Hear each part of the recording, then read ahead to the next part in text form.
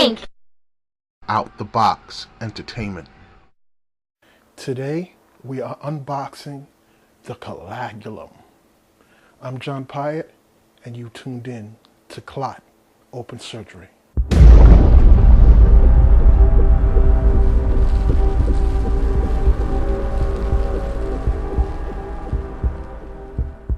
So in Clot, there is a cult that has been, their whole mission has been to bring back or resurrect and to worship dread. It dates back, it's longer than the Golden Circle, which is out in Canada. It's bigger than the Illuminati. They go back all the way to when Jesus Christ was on earth. That's how far back they go, and when they first started in development. When Jesus Christ came back on the resurrection, he came back for several things, but his main goal was to defeat dread, as well as stop him from opening the book and to take back the scroll. On the night of the, On the night of the Last Supper, one of Dread's worshippers snuck into the encampment of where the Last Supper was and stole the scroll. And then he went and tried to make his way back to Dread. Throughout that time, the resurrection of Jesus Christ came to be. When he came out, Dread had the scroll and he had the tablet. He was just about to open up the scroll and do his ritual, but he encountered Jesus Christ. They went into an epic battle, lasted for a while. Dread, Bloodhounds, JC were just going at it. In the process, Dread lost. Dread lost the fight. It is what it is. But he also lost the scroll and he also lost the tablet. The tablet went into possession of his followers, the Coagulum. The scroll, no one knows what happened to that. So from that point up until now, they've never opened up the tablet. They don't know how. But the cult became bigger. They just huge. They're all over the place, but you never know who they are.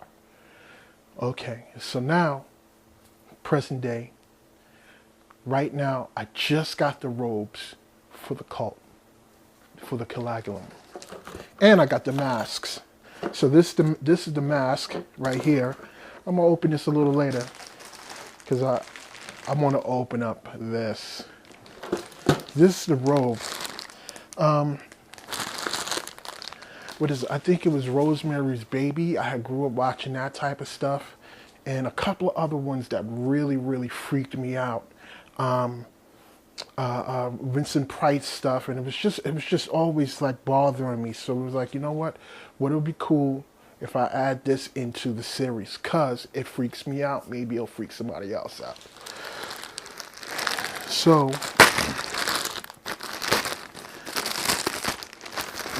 purchase some robe, and what's going to happen is all the members, the main members of the cult, of the Coagulum, they'll get these black robes and these masks.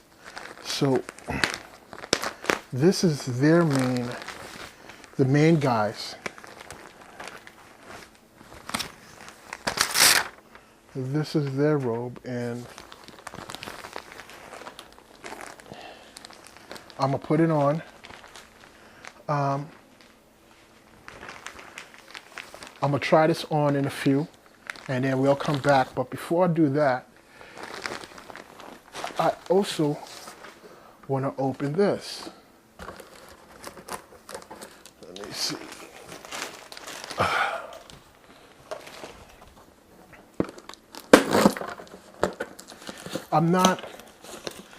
I come from a very religious family. I got ministers and pastors, I think, in my family. And I'm not a religious person myself, but I am very spiritual. So it's always kind of strange to me that I am incorporating this into this production here.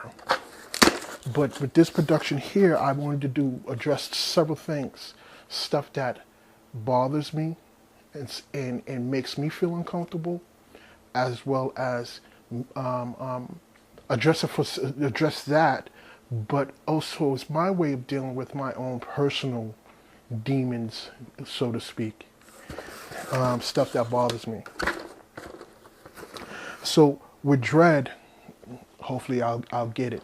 With Dread, he has these bones coming out of his head in the back. So this is the mask. Hold on. You know what? Tune in. Come back. I'm going to put this stuff on and I'll show you what it looks like. So, this is the high priest of the Coagulum. I like it. I think I might have put this on backwards. I think it's kind of cool. It fits me snug. I like a lot of donuts and pastry, so it is what it is. But I like it. It's almost like the black Ku Klux Klan type of thing going on. But there'll be two other ones. The mask will be different, and there'll be two other ones that have the same masks, but then the underlings or the henchmen or the members will get a different type of mask from the main three.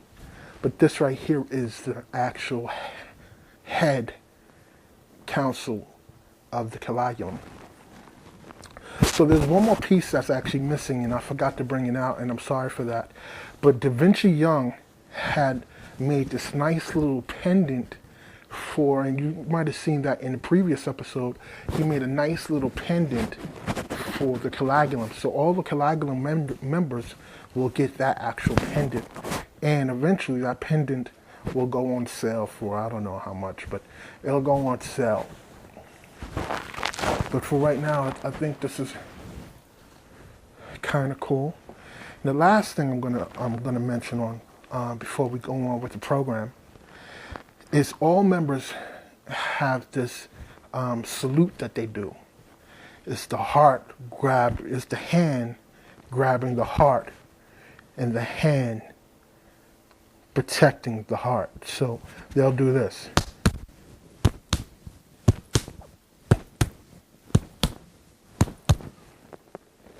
And that's their salute to Dread. So on that note,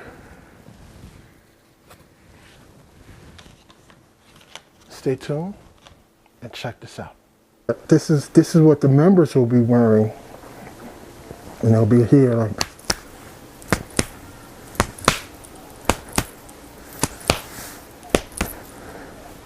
So this is the second member, or the other two main members. This is their getup. Also, what I didn't show you before, this is one of the talisman that the Coagulum will wear. And it goes right here, right in the middle. And all the members will have that. So that's an important key, because in the script, I'll introduce that. And I'll show that, but you know, I'll introduce that and I'll play off of that some way. So this will be really interesting. Anyway, check this stuff out.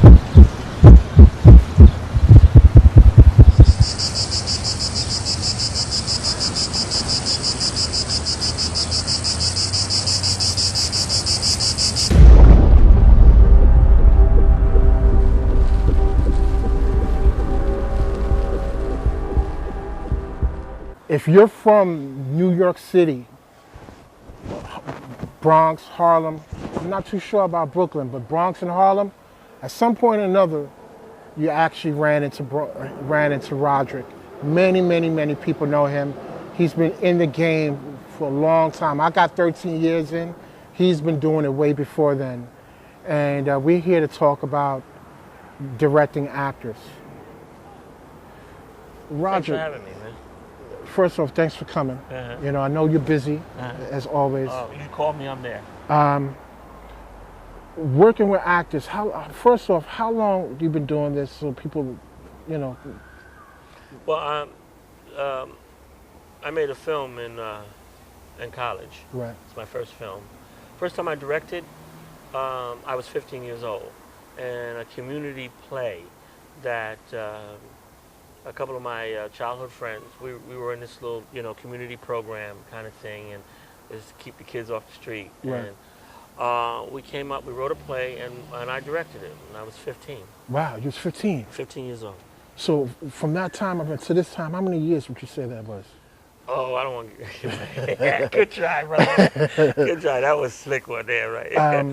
Well, we could definitely say that's been more than 20 years. Yeah, absolutely. Okay. Absolutely. I mean, in terms of, to kind of give a little date, I was a very young man though, but my experiences working on She's Gotta Have It with Spike Lee. At that point in time, though, I was working in the grip department, grip and electric department, and I've had a stint working in theater quite a bit, and that's where I basically developed my directing chops at. Right.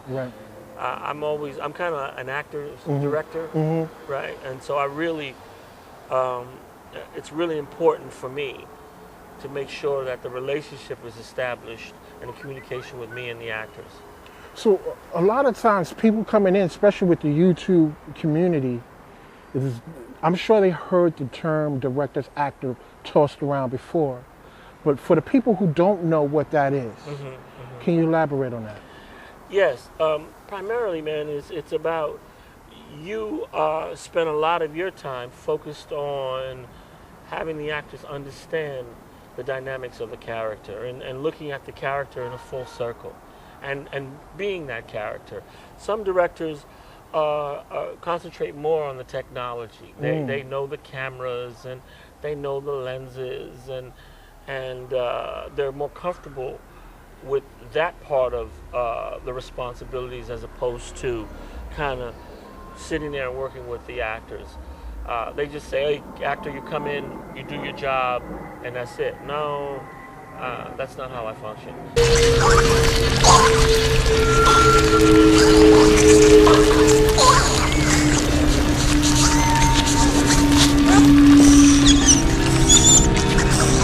It's about being there. Right. And let's say when we moved from that horror film, right, to a commercial that's comedic, it's that listening for that moment where something can be delivered comically. It's responding. It's the face when they smile. Because your turnaround, sorry to cut you off, but your turnaround, we did. In fact, I'll even go there with this. We had shot a music video out in Miami, and then right from the music video, right off the plane, right, we went right into. We went right in. No prep time, really. Well, we had prep. Well, you had prep. Yeah. But you haven't prep. But right from the plane, we went straight into doing day one on a feature. Yeah, we did. That was kind of crazy. Right, and it was crazy. And to me, and that's one of the things working with you all these years that always stuck in my head, because I was going, wow, Rod had no prep time that I had seen. And how do you change your gear from? No, I prepped. I mean, there were nights that I didn't sleep. Right, even though that music video was strenuous. Right. It was really strenuous and stressful. Jet lag. The whole bit, but I had prepped. Right. I think we hung out one evening, but quite a few nights we had some early evenings. Right. And I knew we were doing the picture, and so I had done quite a bit beforehand. Like, I had several meetings with the writer because the picture needed some writing. The script needed some polishing, needed a whole lot more polishing, but at least they got it to the point where I felt comfortable with us being able to execute a story. Right. We had done, I think before we left, we had done a location scout. Yeah, we did. Right. And I talked quite a bit with the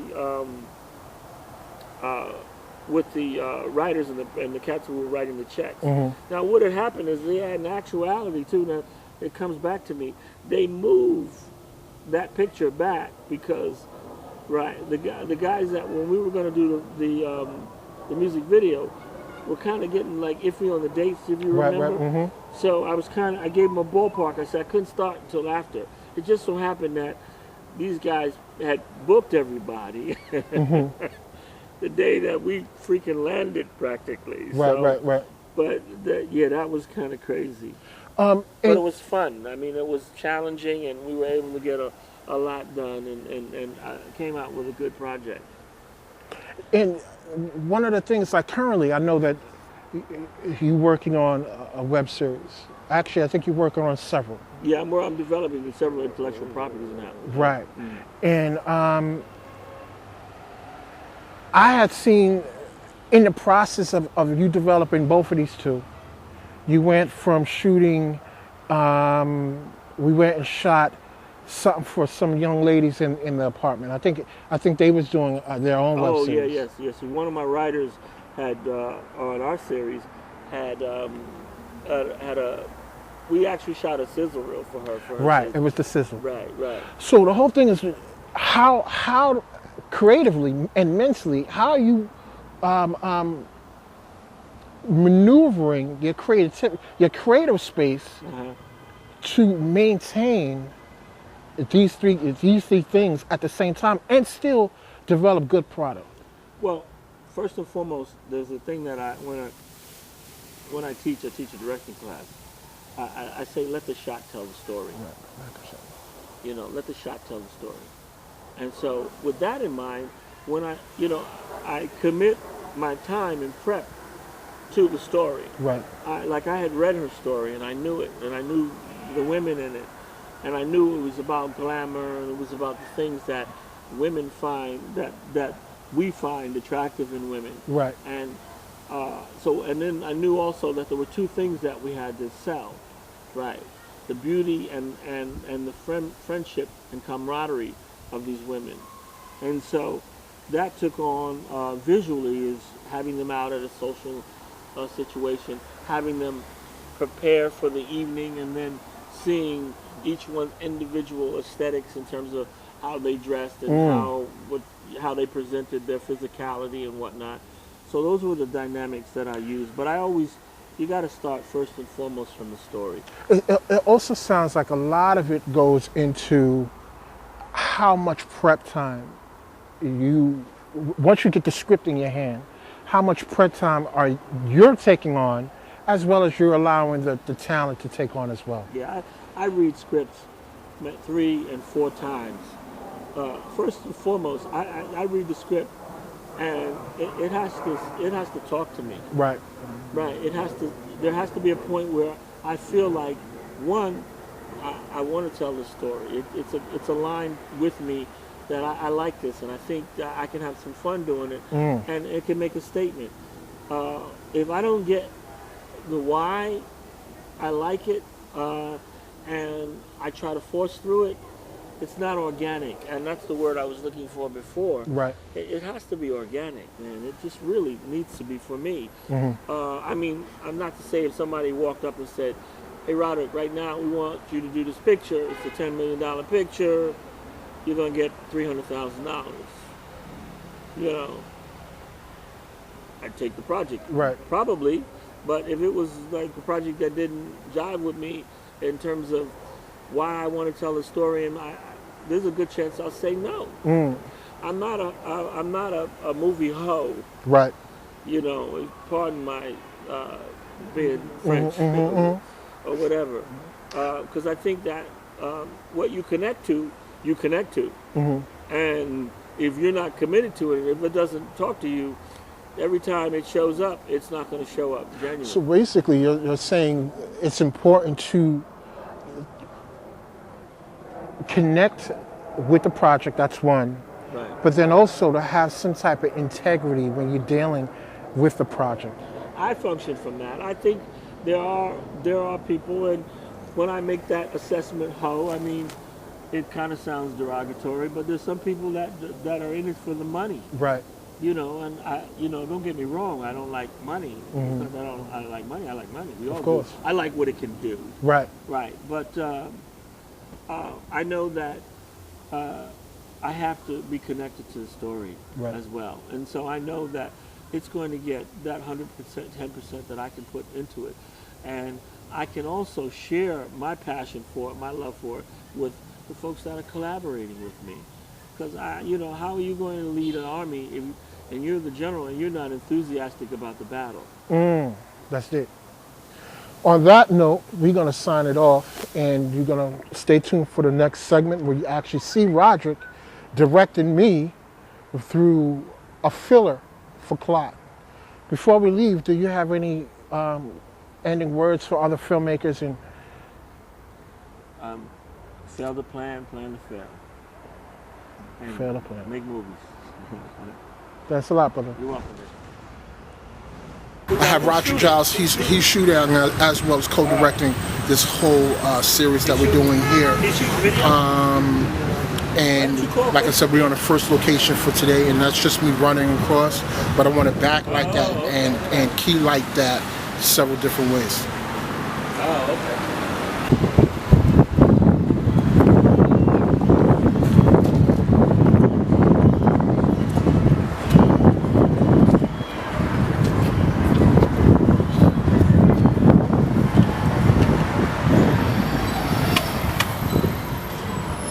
Using the light panel as well as the slider to capture a lot of things. Sometimes it's good to go static, but with this I want to do a slow motion track, pan or dolly move across.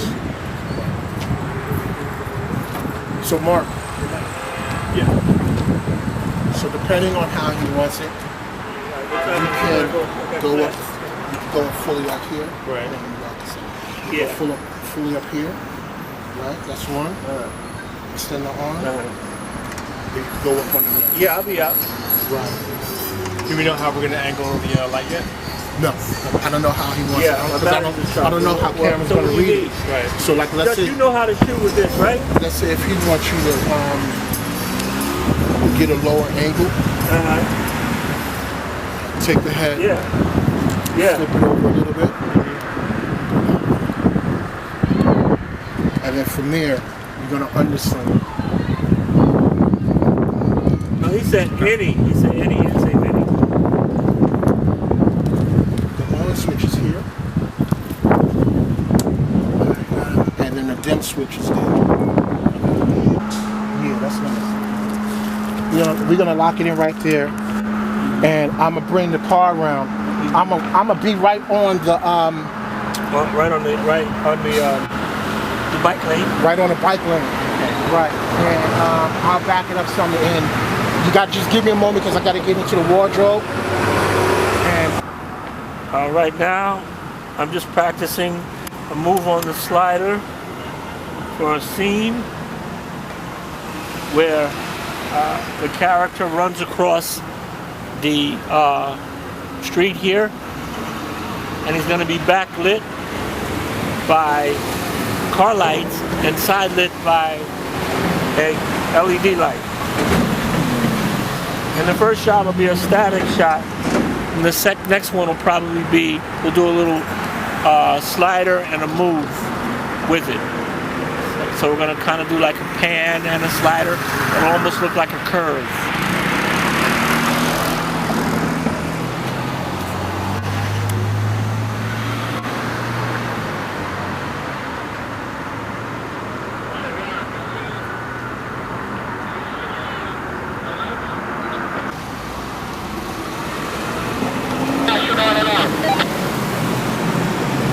Yes, I see you.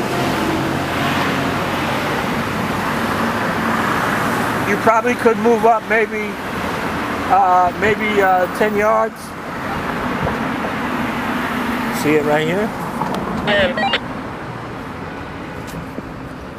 Right there.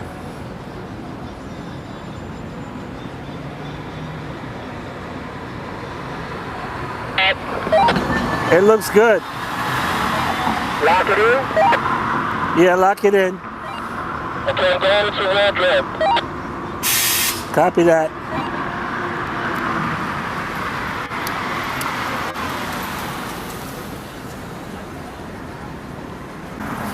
But we got a very wide shot. And then on the next one, we'll probably move up a little closer, right, to see him run across and get cut out in the background.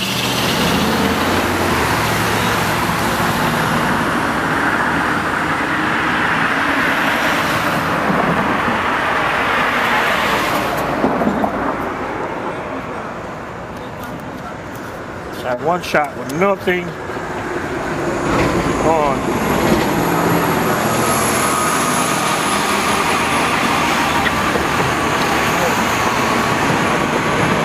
We were fortunate enough to get a shot where there was no cars coming, so it looks completely dark. Although there was somebody walking in the background there. This one's a little better.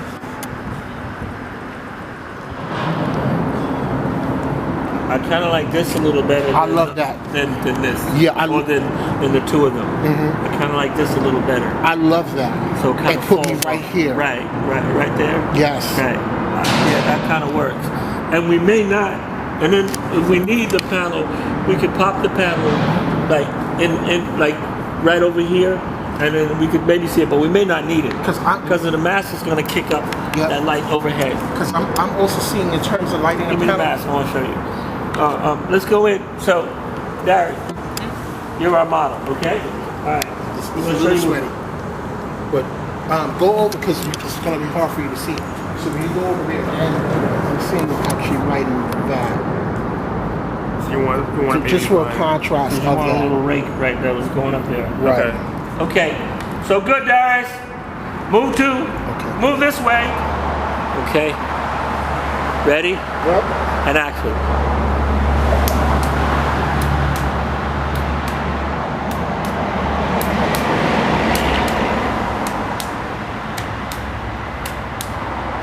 Keep going.